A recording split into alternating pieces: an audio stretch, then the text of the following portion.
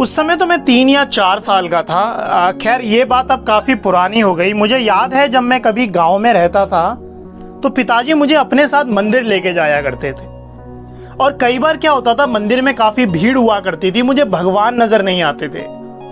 तो पिताजी क्या काम करते थे, वो मुझे अपने कंधे पे बैठा लिया करते थे। और जैसे ही मैं उनके कंधे पे बैठता था मुझे बड़ी खुशी हुआ करती थी। मैं सबसे ऊंचा हो जाया करता था, मुझे भगवान नजर आने लगते थे। शायद ये बात मुझे उस समय समझ नहीं आई, मगर मैं जैसे जैसे मैच्योर हुआ, करीबन 18 या 19 साल का, मैं शहर आया पढ़ने के लिए, ये सारी चीजें मैं मिस करने लगा। और एक दिन मेरे दिमाग में आया कि मैं बड़ा खुश हुआ करता था उस समय पिताजी के कंधे पे बैठकर कि मुझे भगवान नजर आ रहे हैं। मैं बड़ा खुश हुआ करता था उस समय पिताजी के कंधे पे बैठकर के मुझे भगवान नजर आ रहे हैं। मगर शायद मैं ये बात भूल गया था, जिसके कंधे पे मैं बैठा हूं वो भी एक भगवान है। जब मैं शहर में आया ना पढ़ने के लिए, जब मेरा दाखिला दिल्ली विश्वविद्यालय के हंसराज कॉलेज में हुआ, तब मुझे ऐसा लगा कि मेरे और मेरे पिताजी में बहुत फासला आ चुका है। अब फासला कहते हैं गैप को। जब मैं छोटा बच्चा था तब मुझे ऐसा लगता था कि मेरे पिताजी पूरे विश्व के सबसे सुंदर और सबसे होशियार पिताजी हैं। मगर जैसे मैं शहर में आया, मेरी उम्र बढ़ती गई, पिताजी मुझे कॉल किया करते थे, मैं उनकी कॉल कट कर दिया करता था। मुझे ऐसे लगने लगा कि पिताजी और मेरी सोच में जमीन आसमान का अंतर है। पिताजी मुझे कभी समझ नहीं पाएंगे। हालांकि मेरे पिताजी मुझे पैसा भिजवाया करते थे गांव से शहर को, और उसी से मेरा खर्चा चला करता था। मगर आज 26 साल हो गए यार, मैं सच बताऊं कि हम लोग ना कभी अपने पिताजी को आई लव यू भी नहीं बोल पाए। हमारी बहुत फटती है बोलने में, मेरी भी फटती है यार। हम भले ही उनसे प्यार करते हो, भले ही मोहब्बत करते हो, मगर हम कभी भी जताते नहीं है।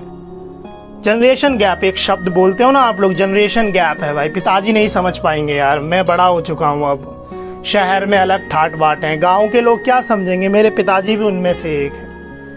मगर मैं एक बात बताऊं आपको, अगर आपके पिताजी इस संसार में हैं तो आप विश्व के सबसे लकीएस्ट इंसान हो। और अगर आप ऊंचे पद पर पहुंच चुके हो, अगर आप डॉक्टर बन चुके हो, अगर आप साइंटिस्ट बन चुके हो, और अगर आप अभिनेता बन चुके हो, तो आज ही अपने पिताजी को गले लगाइए, आज ही अपने पिताजी से आई लव यू कहिए। और आप दूर रहते हैं तो आज ही उन्हें टेलीफोन करिए और कहिए कि आपकी मेहनत के बिना ये संभव नहीं हो पाता। क्योंकि वो एक ऐसा शख्स है आपकी जिंदगी में जिसने बहुत संघर्ष किया है आपको वो पद दिलवाने के लिए। और ये बिल्कुल सच बात है भाई, आपके पिताजी आपके साथ हमेशा रहेंगे, वो आपको हमेशा सपोर्ट करते रहेंगे भाई। आपका दोस्त भी छोड़ के चला जाएगा, आपकी गर्लफ्रेंड भी छोड़ के चली जाएगी, मगर आपके पिताजी कभी छोड़ के नहीं जाने वाले। वो आपको हमेशा सपोर्ट करेंगे। अभी कॉल मिला के आप अपने पिताजी को कहिए कि पिताजी मुझे 10,000 रुपए की जरूरत है, मुझे एडमिशन लेना है, वो कहीं ना कहीं से जरूर देंगे।